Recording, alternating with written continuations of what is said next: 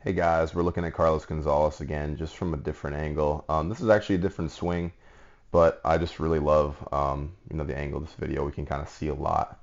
And we talked the last time about the, what getting the wait time actually is. This time we're going to talk about a little bit more about how getting the wait time is actually minimized. So we're going to look a lot more at the legs. Last time we talked about the bat and how basically the way we measure getting the wait time is how fast the bat gets in the way of the catcher's glove, kind of like getting in the way of the ball. So I want you to kind of pay close attention to his lower half rather than his upper half this time. You're gonna see that his bat does get in the way of the ball about like right here, which is kind of similar to the last video that we looked at. But let's kind of like not look at that so much and just look at the position that his legs get into. So you're gonna hear a lot of coaches talk about staying back. Let's just kind of take a quick look at that. So if I drew a line right up from his foot, right here, straight up in the air, you're going to see that Cargo doesn't really stay back at all. He lifts up, gets into his kick, and then he moves forward. And you'll see that he's pretty drastically away from that line. Here, his back leg angle, is really moved away from that line. Where a lot of coaches will talk about, having that leg sitting right in your back foot, so that way you don't overcommit to a pitch, and you can use your entire back leg into your swing. But as we look across, all the major leagues and every successful hitter, basically at, every high level of baseball, we see they don't really follow that mode. All of them have that angle on their back leg. And if you kind of compare that to some of the pictures that we looked at, you'll notice that the ones that we labeled that weren't good had a much more of a straight back leg angle going straight up, as our line here represents. And the ones that we said were good were much more on an angle. Now let's kind of look at, first we'll measure Gonzalez's leg angles, and then we'll kind of talk about why it's good to have leg angles. So we'll measure from his back knee to his back hip to start with. So bring it right up there. Okay. And we'll go right to his other hip. Measure that angle, and that is about 123 degrees. And then we'll just measure the front one as well. So from his front knee to his front hip. And then we'll bring it right over again to that same spot on the other side. And we're looking at about a 97 degree. Actually, that's not 100% right. I'm going to move it just a little bit.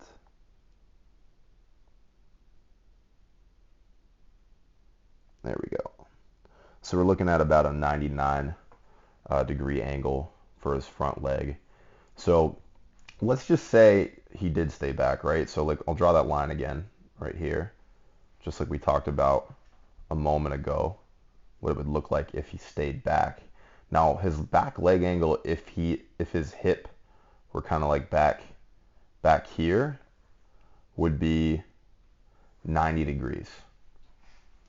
So if we take a look at that, what that would look like is I'm just kind of drawing over here to the right so you can kind of see what's going on. It'd be a 90 degree angle, okay? Now his angles right now, they are greater than 90 degrees, which means that he's able to have a horizontal component of his leg. So with 90 degrees, you're able to generate force going up and down like this, because this line is really the one that we're looking at. So let me draw another arrow in different colors so we're on the same page. So this line is the one that we're looking at. If that line were on an angle like this line that we have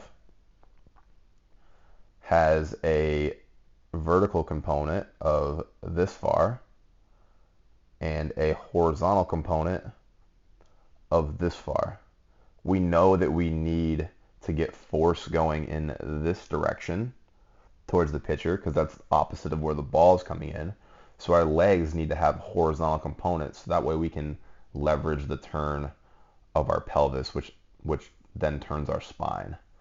So when you have leg angles like the ones that we see on cargo here, what you end up getting is a horizontal force vector, which is kind of a nerdy way to say horizontal component, going in this direction.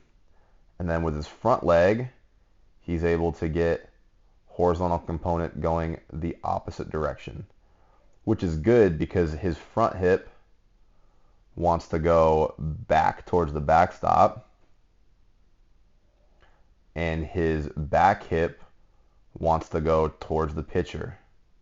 So this is really busy, so I'm going to delete this for a second and just kind of we'll take a look at just the hips. So as the swing begins, you're going to see his front hip moving backwards and kind of disappearing, moving towards the backstop. And then you're going to see his back hip moving towards the pitcher really quickly. So all of that is able to happen because of those leg angles. If you don't have the leg angles, it's really, really hard to leverage your hips. As a matter of fact, you can't.